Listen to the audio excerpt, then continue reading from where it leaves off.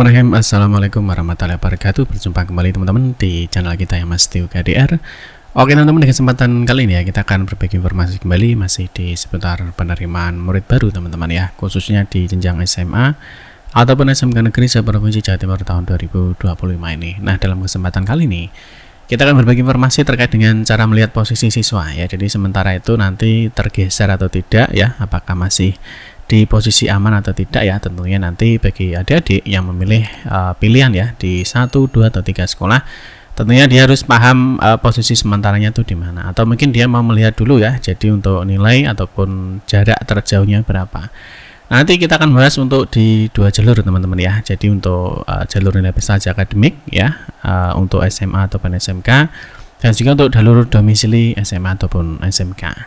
Nah teman-teman, untuk itu ya nanti kita juga akan bahas terkait dengan pemeringkatan ya. Jadi nanti untuk melihat pemeringkatan sementara ataupun untuk pemeringkatan final bagi siswa yang diterima. Nah nanti untuk di tahap berikutnya teman-teman ya, masih ada di tahap 2 ya. Nanti tahap 2 akan dimulai di tanggal 22 sampai dengan 23 Juni 2025. Terus untuk di tahap 3 ya nanti ada di tanggal 26 ya sampai dengan 27 Juni 2025. Dan terakhir ya atau tahap 4 ini khusus untuk jenjang SMK ya, nanti pendaftarannya ada di tanggal 2 sampai dengan 3 Juli 2025. Nah tentunya bagi adik-adik yang mungkin belum terima di tahap 1 ya, silahkan untuk mempersiapkan diri untuk mengikuti di tahap berikutnya.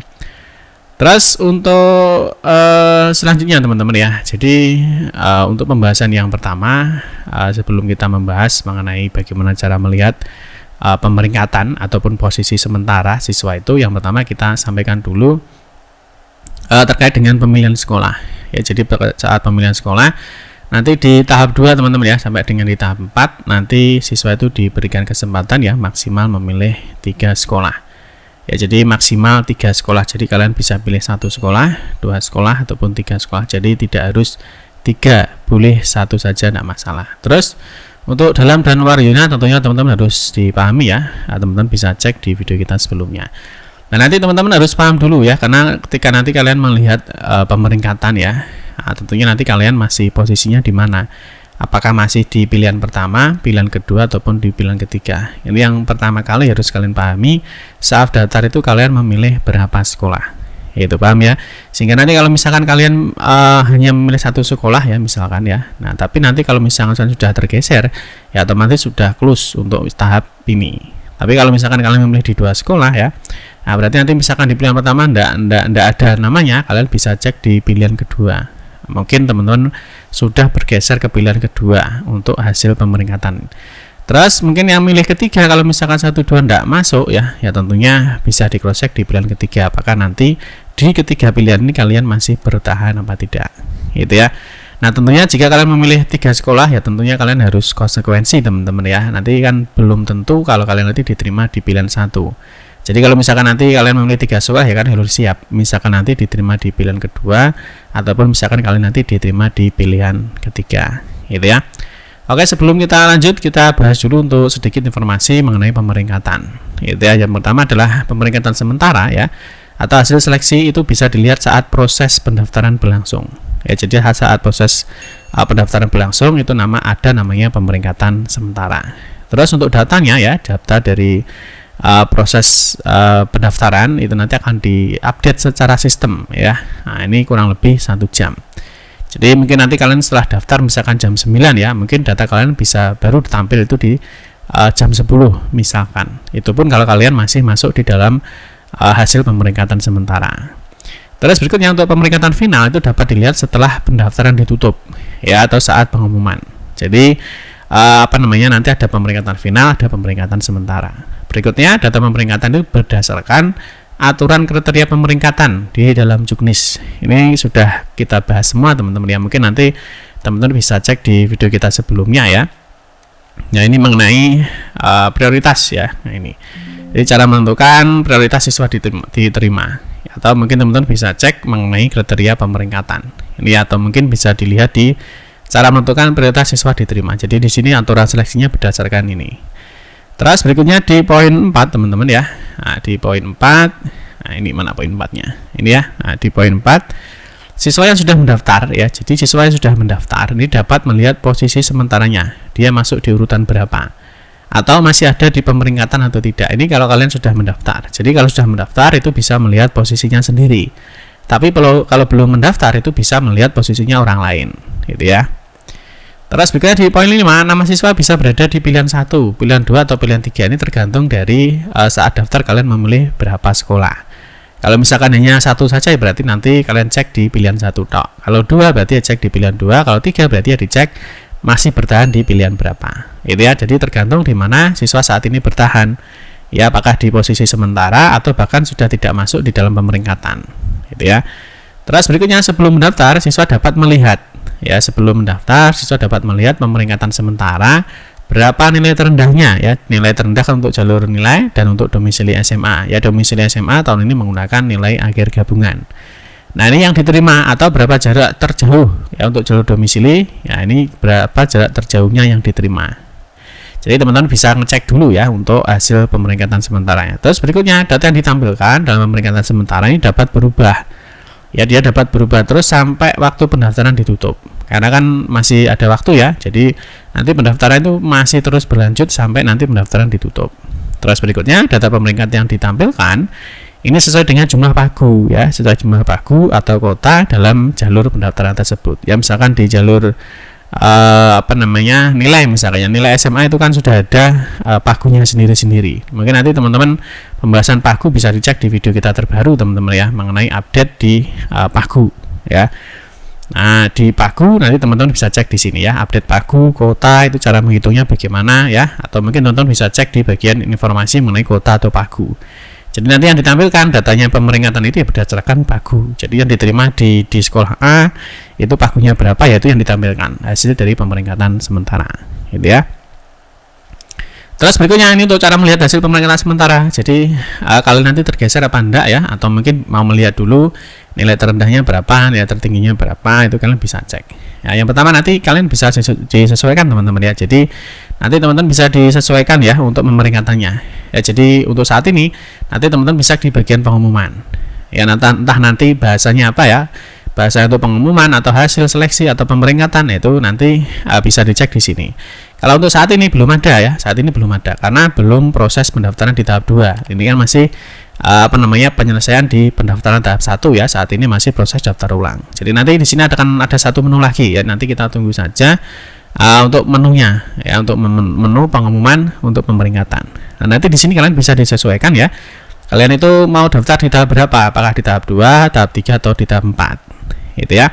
Terus berikutnya nanti misalkan di sini untuk jalur nilai misalkan ya. Nah, nanti nilai ini ingat ya, kalau pemeringkatan sementara ini nanti akan terus berlangsung sampai pendaftaran ditutup.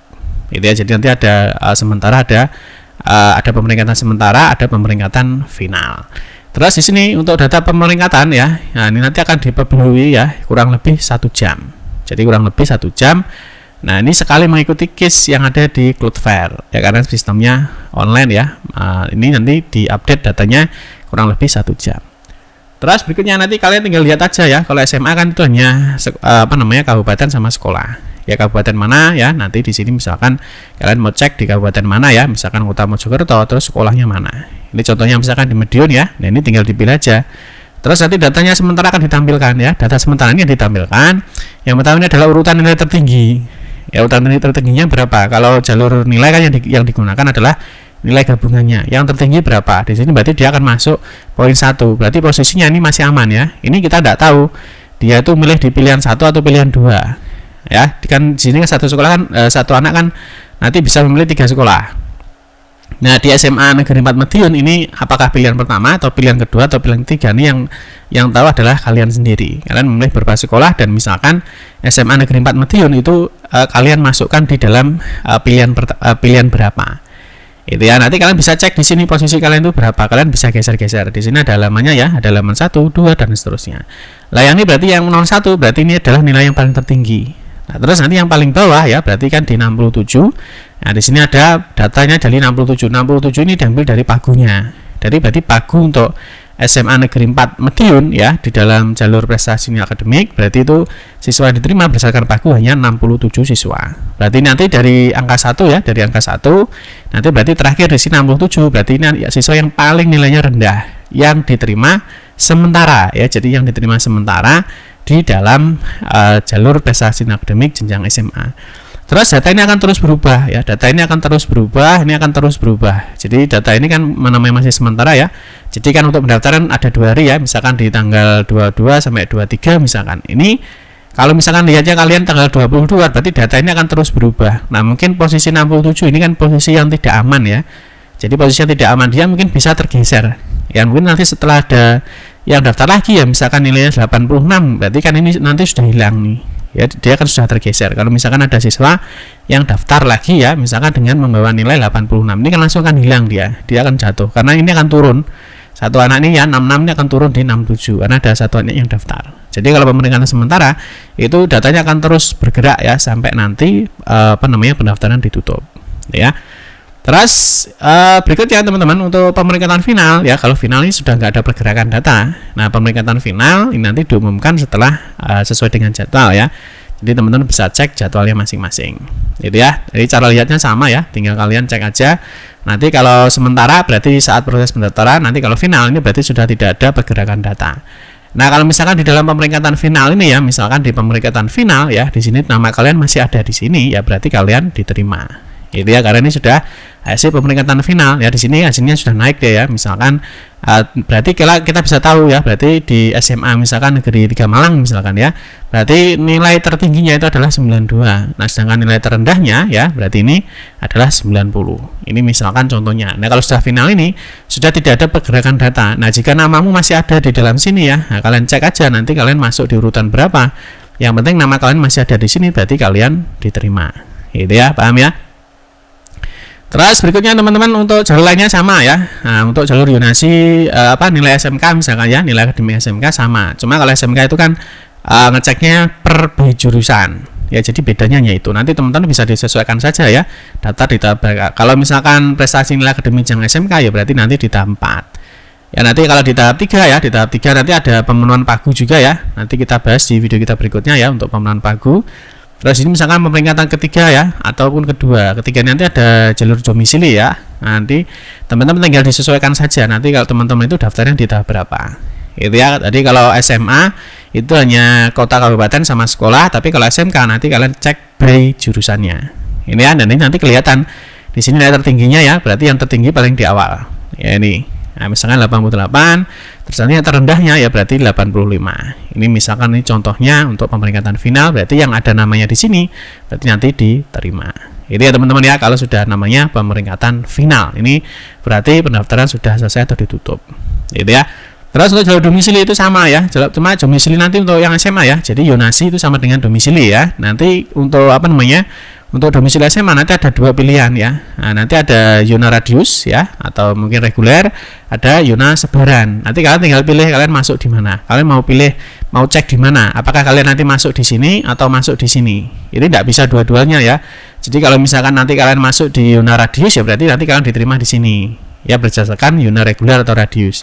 Atau mungkin nanti kalian diterima di sebaran. Kan sistem loopingnya kan sudah jelas ya. Kalau tidak diterima di sini, nanti akan diseleksi lagi di sebaran. Itu mungkin teman-teman bisa cek video kita, sudah kita bahas mengenai pemeringkatannya. Nanti bisa dilihat di sini ya. Nah, ini kalau seperti ini. Nah ini masuk ya. Nanti ingat ya, domisili nanti yang digunakan adalah nilai gabungan ya untuk domisili SMA. Jadi tidak menggunakan jarak. Nah, kalau ini adalah yang sebaran ya. Sebaran nanti baiknya baik kelurahan atau desa. Jadi misalkan ada 2 anak ya. Ini berarti dia dapat kotanya, misalkan SMA Negeri Madiun yang datar ke sini ya, dari desa Sogaten misalkan, berarti ini dia ada kota 2 anak. Kotanya 2 anak, misalkan pendaftaran yang 5, berarti yang diterima hanya 2, yang 3 tidak diterima. Misalkan di sini ada Nambangalor. Jadi nanti kalau dari masing-masing desa itu ada pendaftaran, ini akan ditampilkan. Ini untuk yang yona sebaran. Contohnya seperti itu, ini ya. Nah, ini ya, misalkan Tamanan dan lain sebagainya. Terus untuk yang biasa ya. Nah, kalau yonasi SMK ya, kalau yonasi SMK itu yang digunakan adalah jarak. Jadi jaraknya itu berapa dari sekolah A ke sekolah B, itu yang diterima berapa. Ini untuk yang yonasi SMK ya, yonasi SMK ini akan dia jaraknya ya. Nah, jarak terdekatnya berapa yang diterima untuk sekolah SMK Negeri 5 misalkan untuk jurusan bisnis digital. Berarti ini yang paling dekat. Terus nanti berarti yang terakhir, berarti ini yang paling jauh untuk jalur Yunasi SMK. Ini ya, ini berarti kan pagunya hanya 17 untuk di jalur domisili atau Yunasi. Itu ya teman-teman ya. Jadi nanti teman-teman bisa disesuaikan ya. Nanti bisa disesuaikan untuk teman-teman itu daftar di tahap berapa. Oke teman-teman, mungkin itu saja untuk informasi yang dapat kami sampaikan ya. Nanti kita akan mengupdate untuk informasi terbaru ya. Nah, masih di seputar SMPJ Jatim tahun 2025. Nah, kita doakan teman-teman semoga kalian semua diberikan kemudahan dan kelancaran ya. Semoga bisa diterima di tahap 1, 2, 3 ataupun di tahap 4. Amin ya rabbal alamin. Demikian yang dapat saya sampaikan. Mohon maaf jika ada salah-salah kata dalam memberikan informasi dan penjelasan. Kita berjumpa kembali di video-video berikutnya. Saya akhiri, wassalamualaikum warahmatullahi wabarakatuh.